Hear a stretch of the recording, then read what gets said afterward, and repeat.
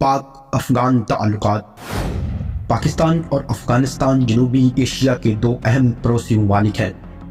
پاکستان 14 اگست 1947 میں آزاد ہوا، جبکہ موجودہ افغانستان 19 اگست 1919 میں آزاد ہوا اور اسی دن کو افغانی یوم آزادی بھی مناتے ہیں۔ پاکستان اور افغانستان بنیادی طور پر دونوں جمہوری اسلامی ممالک ہیں۔ پاکستان میں اس وقت پارلیمانی نظام حکومت راج ہے اور افغانستان میں اس وقت طالبان کی حکومت ہے، جو کہ ایک مونارکی حکومت ہے۔ اگر باہمی تعلقات کی بات کریں تو شروع دن ہی سے پاک افغان تعلقات میں کشیدگی رہی، جس کی کافی وجوہات ہیں، جن میں 2-3 وجوہات نمایاں ہیں۔ قیام پاکستان سے لے کر اب تک افغانستان یہ دعویٰ کرتا آیا ہے کہ وہ ڈیورنڈ لائن کو نہیں مانتے اور وہ علاقے جہاں پشتون آباد ہیں بشمول خیبر پختونخوا، قبائلی علاقہ جات اور بلوچستان کا ایک بڑا حصہ افغانستان کا ہے، اور افغانستان نے ان علاقوں کو افغانستان میں شامل کروانے کے لیے مختلف تحریکیں بھی چلائیں، جن میں پشتونستان تحریک معروف ہے۔ لیکن پاکستان اس دعوے کو مسترد کرتا ہے کہ ہرگز یہ علاقے پاکستان کے سوا کسی اور کے نہیں ہو سکتے۔ دوسرا، افغانستان سمجھتا ہے کہ پاکستان افغانستان پر جنگ مسلط کرنے میں کردار ادا کرتا ہے۔ اور تیسرا اعتراض پاکستان کی طرف سے ہے کہ بھارت افغانستان کی سرزمین پاکستان کے خلاف استعمال کرتا ہے، اور انہی وجوہات کی وجہ سے پاک افغان تعلقات ہمیشہ کشیدگی کا شکار رہے۔ دونوں ممالک کے درمیان ہونے والے کچھ اہم واقعات۔ جب پاکستان نے آزادی حاصل کی، اقوام متحدہ کی رکنیت کی کوشش کی، تو افغانستان واحد ملک تھا جس نے اقوام متحدہ میں پاکستان کی شمولیت کے خلاف ووٹ دیا۔ ستمبر 1947 میں افغان حکومت نے کابل جھنڈے کے ساتھ پشتونستان کا جعلی جھنڈا لگا کر آزاد پشتونستان کی تحریک کی بنیاد رکھی۔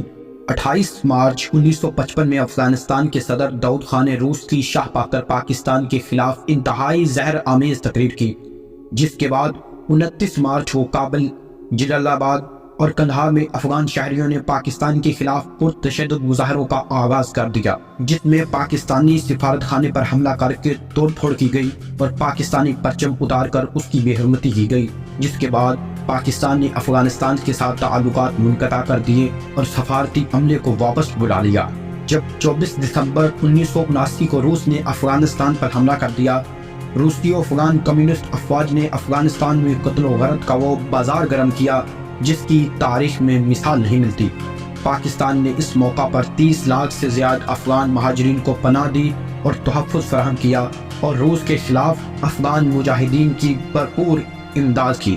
1980 میں افغانستان میں پیپلز پارٹی کی الذوالفقار نامی تنظیم کے ٹریننگ کیمپس بنے۔ اس تنظیم نے مبینہ طور پر پاکستان کے صدر جنرل ضیاء الحق کو پاک فوج کے 17 جرنیلوں سمیت شہید کر دیا۔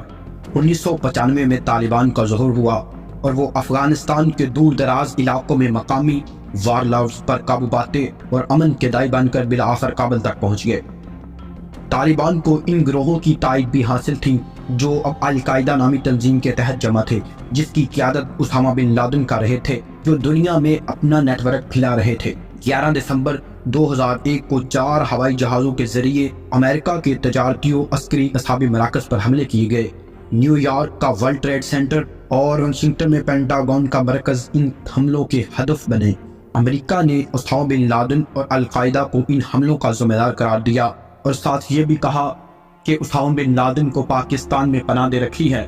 پھر پاکستان کو دھمکی دی کہ وہ عالمی دہشت گردی کے خلاف امریکی مہم میں اس کا ساتھ دے، ورنہ خود اس کو سخت نتائج کا سامنا کرنا پڑے گا۔ پاکستان نے امریکہ کا ساتھ دینے کا فیصلہ کیا۔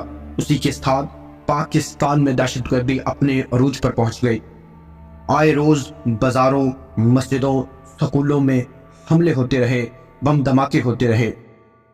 ان میں سے سب سے بڑا دہشت گردانہ حملہ 16 دسمبر 2014 کو APS پہ کیا گیا، جس میں بھارتی راہ اور افغان NDS کے پلان پر 7 افغان دہشت گردوں نے پشاور آرمی پبلک اسکول پر حملہ کیا، جس میں 150 بچوں سمیت اساتذہ کو شہید کر دیا گیا۔ اور اس کے ساتھ ساتھ پاکستان کے مختلف علاقوں میں ڈرون حملے ہوتے رہے۔ امریکہ پاکستان کی سرزمین طالبان اور القاعدہ کے خلاف استعمال کر رہا تھا۔ ان ڈرون حملوں میں ہزاروں پاکستانی شہید ہوئے۔ 2011 میں امریکہ نے ایبٹ آباد میں اسامہ بن لادن کو تلاش کر لیا اور اسے قتل کر کے لاش اپنے ساتھ لے گئے۔ اس کے بعد بھی امریکی فوج افغانستان میں رہی، لیکن 2021 میں امریکی فوج کا افغانستان سے انخلا کر دیا گیا۔ امریکی فورسز تو افغانستان سے چلی گئیں، لیکن پاکستان میں دہشت گردانہ حملے ہوتے رہے، جس کے پیچھے تحقیقات کے بعد پتہ چلتا رہا کہ افغان باشندوں کا ہاتھ ہے۔ اور اب پاکستان کی نگران حکومت نے پاکستان میں غیر قانونی مقیم افغانیوں کو ملک بدر کرنے کا فیصلہ کیا ہے، اور اب تک کئی ہزار افغانی ملک چھوڑ چکے ہیں، جس کی وجہ سے اب دوبارہ پاک افغان تعلقات کشیدگی کا شکار ہو رہے ہیں۔ امید ہے آج کی ہماری یہ ویڈیو آپ کو پسند آئی ہوگی۔ ملتے ہیں کسی اگلی ویڈیو میں، تب تک ہمیں دیجیے اجازت۔ اللہ نگہبان۔